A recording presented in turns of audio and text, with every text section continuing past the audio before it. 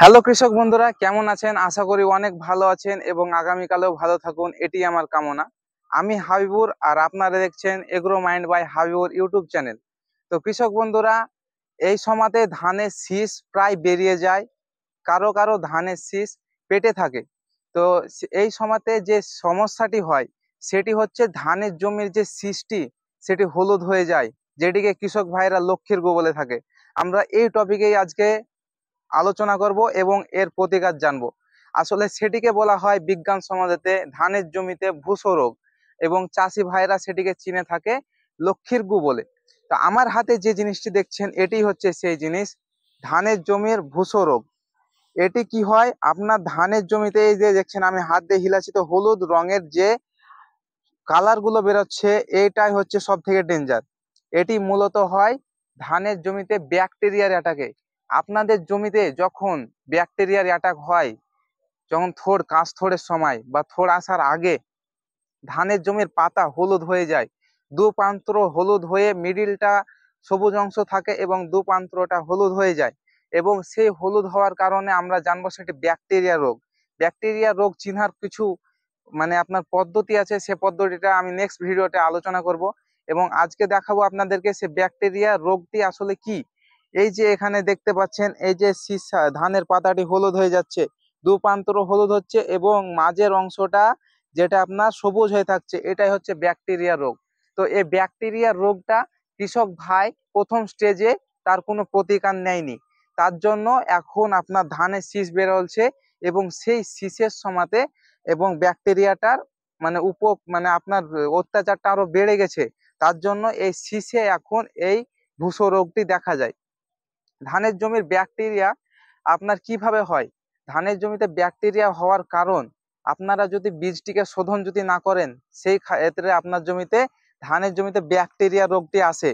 তো আপনাদেরকে ধানের জমিতে যে যখন প্রথমে আপনারা চারাটি লাগান, সেই চারাতে আপনাদেরকে বীজটিকে শোধন করতে হবে, এবং সেই বীজটি শোধন করা থাকলে ব্যাকটেরিয়ার উপদ্রবটি কমে যায়, ব্যাকটেরিয়া ছত্রাক মুক্ত হয়ে যায়।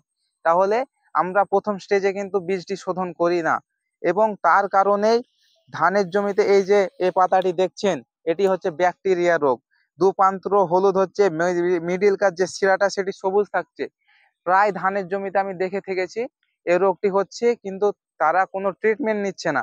ট্রিটমেন্ট যদি না নিন কৃষক ভাইরা, আপনাদের পরবর্তী স্টেজে ভালো পরিমাণে ক্ষতি হতে পারে এই ভূসো রোগের কারণে। তো আমরা জানবো যে ভূসো রোগটিকে কিভাবে নিয়ন্ত্রণ করা যায়, এবং জৈবিক পদ্ধতিতে অতি অল্প খরচ মাত্র 5 টাকায় আমরা জানবো যে ভূসো রোগটি কিভাবে নিয়ন্ত্রণ করা যায়। এবং যে ভাইয়ের জমিতে ভূসো রোগটি আক্রমণ হয়ে গেছে এবং ক্ষতিগ্রস্ত হয়ে গেছে, সেই পদ্ধতিতে আমরা জৈবিক পদ্ধতিতে যাব না, তখন যাব আমরা রাসায়নিক কেমিক্যাল পদ্ধতিতে, এবং সেটিও জানবো যে রাসায়নিক কেমিক্যাল পদ্ধতিতে আমাদের কত টাকা খরচ হতে পারে এবং সেটির প্রতিকারের জন্য কোন ওষুধটি সব থেকে ভালো হবে। তো আসুন কৃষক বন্ধুরা, আমরা আজ ডিটেলসে আলোচনা করি। কৃষক বন্ধুরা, আসুন আমরা জানি মাত্র 5 টাকায় কিভাবে এর প্রতিকার করব, এবং এটি আসার আগুতে আমরাকে সেই ব্যবস্থাপনা নিতে হবে। তো কৃষক বন্ধুরা, আমরা জানি ব্যাকটেরিয়া একটি খুব ক্ষতিকারক জিনিস, কারণ সে আপনার জমিটিকে নষ্ট করে। তো এই ব্যাকটেরিয়া যদি জমিটিকে নষ্ট করে, তাকে লড়াই করার জন্য আপনার উপকারী ব্যাকটেরিয়া দরকার। এই জমিতে যেটি লেগেছে, যেটি লক্ষ্মীর গু, যেটি আপনার জমিতে ব্যাকটেরিয়া রোগ হয়, ব্যাকটেরিয়াল ডিজিজ পড়ে, সেগুলো হচ্ছে ক্ষতিকারী ব্যাকটেরিয়া। আমাদের জমিতে এখন রাসায়নিক ব্যবস্থাপনা বেশি বেড়ে গেছে, তার জন্য জমিতে এতটা বিষ লাগছে, এতটা আপনার সার লাগছে, এবং সে সারগুলো যখন আমরা রাসায়নিক কেমিক্যাল যুক্ত সার ব্যবহার করছি, রাসায়নিক কেমিক্যাল যুক্ত বিষ ব্যবহার করছি, তখন আমাদের জমিতে যে গোবর সার ব্যবহার করা হতো, যে জৈব সার ব্যবহার করা হতো, সেই জৈব সারে কোটি কোটি কোটি উপকারী জীবাণু থাকতো, এবং সেই উপকারী জীবাণু আপনার গাছকে খাবার সংগ্রহ করে দিত, গাছের শিকড়ে গিয়ে আপনার গাছকে খাবার জোগাড় করে দিত, আপনার গাছের পাতাতে, আপনার গাছের পুরো শরীরে থাকতো, এবং সে আপনার গাছটিকে মানে ক্ষতিকারক ছত্রাক, ক্ষতিকারক ব্যাকটেরিয়ার হাত থেকে সে লড়াই করে আপনার গাছটিকে সুস্থ করে রাখতো। তো এখন আমরা যেহেতু রাসায়নিক কেমিক্যাল ছাড়া চলতে পারবো না, তো সেই কারণে আমাদের যেসব জমিতে কোটি কোটি জীবাণু থাকতো সেগুলো আস্তে আস্তে বিলুপ হয়ে যাচ্ছে। বিলুপ হয়ে গেছে। তো তো আমরা সেটিকে আজ আমরা জানবো যে কিভাবে এটির প্রতিকারটি করব।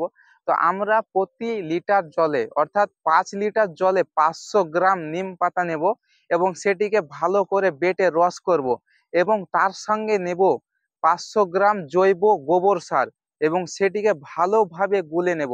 জৈব সারে কোটি কোটি ব্যাকটেরিয়া, যেসব কোটি কোটি জীবাণু থাকে, সেই সব কোটি কোটি জীবাণু যখন গাছের পাতাতে পড়বে, যেটি ক্ষতিকারক ব্যাকটেরিয়া থাকে, সেই ক্ষতিকারক ব্যাকটেরিয়ার সঙ্গে লড়াই করবে। তাহলে আমরা 500 গ্রাম জৈব সার, যেটি গোবর সার, এবং 500 গ্রাম নিম পাতা এবং 30 থেকে 50 গ্রাম 5 লিটার জলে 30 গ্রাম নেব আপনার হলুদ, যেটি আমরা খেয়ে থাকি খাবারে। হলুদে অনেকগুলো মাইক্রোন থাকে, সেগুলো কি করে আপনার ছত্রাকের হাত থেকে বাঁচায়। তো এই 3টি জিনিসকে আমরা মিশিয়ে ভালোভাবে জমিতে স্প্রে করব।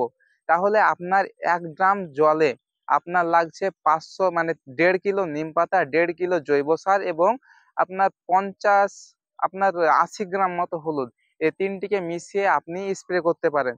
এটি কখন করবেন? এটি করবেন ধানের জমিতে যখন পেটে শীষ আসবে কিংবা তার আগে, যখন আপনার দ্বিতীয় চাপান সার দেওয়া হবে।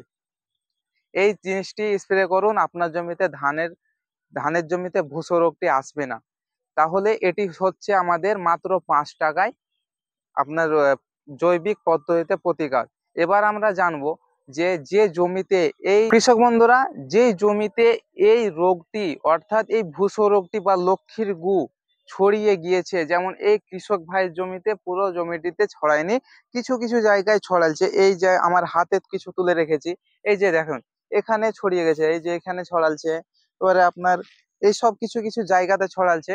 তো এই রোগটির আপনি যদি সময় মতো যদি না প্রতিকার করেন, তাহলে কিন্তু আপনার বাতাসের মাধ্যমে যে সঞ্চালন লাড়াচড়া হয়, সেই লাড়াচড়ায় যে হলুদ বর্ণের এই জিনিসটা যদি আপনার গায়ে লাগতে থাকে, তাহলে এই রোগটি কিন্তু বাড়তেই থাকবে। তো আমরা এটির প্রতিকার করব রাসায়নিক পদ্ধতিতে, এবং এটি থেকে আপনারা 1 থেকে 2 বার বিষ দিতে হবে, তাহলে আপনার জমিটি সুস্থ সবল হয়ে যাবে। তো আমরা তার জন্য নেব টাটা কোম্পানির কপার অক্সিক্লোরাইড। এটি নেব প্রতি লিটার জলে 3 গ্রাম, এবং টাটা কোম্পানির কপার অক্সিক্লোরাইডের পর নেব তার সঙ্গে আমরা মিশ্রণ দেব, সেটি হচ্ছে ভ্যালিডামাইসিন 3%। ভ্যালিডামাইসিনটা কি? ভ্যালিডামাইসিন হচ্ছে একটি সিস্টেমিক অ্যান্টিবায়োটিক। এটিতে কি করে, আপনার যে ব্যাকটেরিয়াটা হয়, সে ব্যাকটেরিয়া সেলসগুলোকে সে ভাঙে এবং সে সেলসগুলোকে ভেঙে ভেঙে দমন করে। এবং তার সঙ্গে কিন্তু কৃষক ভাইরা অবশ্যই স্টিক অর্থাৎ আঠাটি অ্যাড করবেন। আঠাটি যদি অ্যাড করেন, তাহলে আপনার পাতাটিতে পুরো সম্পূর্ণভাবে ছড়াতে পারবে। তো কৃষক বন্ধুরা, আপনারা টাটা কোম্পানির না পেলে পরেও কোনো একটি কোম্পানির নেবেন। সেটি কপার অক্সিক্লোরাইড, সেটি 50% WP ফর্মে থাকবে, এবং ভ্যালিডামাইসিন, সেটি আমি টেকনিক্যালি নাম বলছি, ভ্যালিডামাইসিন 3% এসএল ফর্মে পাওয়া যাবে। এটি আপনি নেবেন প্রতি লিটার জলে 2 ml। তো এই দুটিকে মিশ্রণ করে, তার সঙ্গে আঠা মিশ্রণ করে আপনি জমিতে স্প্রে করুন। এটি 1 সপ্তাহ দেবেন, তারপরে আবার 1 সপ্তাহ পর এটিকে আবার স্প্রে করবেন। তাহলে আপনার জমিটি এই ভুসো রোগ থেকে মুক্ত পাবেন, যেটি কৃষক ভাইয়েরা লক্ষ্মীর গু নামে পরিচিত হয়। তো কৃষক বন্ধুরা, এই ছিল আজকের ভিডিওটি যদি ভালো লাগেন অবশ্যই একটি লাইক করবেন, এবং যে কৃষক ভাইদের কোনো সমস্যা হচ্ছে, সে কৃষক ভাইরা আমাকে কমেন্টে জানান, আমি তার জন্য একটি উত্তর দেব এবং আপনাকে সঠিক চিকিৎসা দেব। তো এবং এগ্রো মাইন্ড ফ্যামিলিতে নতুন সদস্য এবং একজন ফ্যামিলির দর্শক হলে অবশ্যই চ্যানেলটিকে সাবস্ক্রাইব করবেন, এবং আমি আপনার পাশে সব সময় আছি। ধন্যবাদ, ভালো থাকবেন কৃষক বন্ধুরা।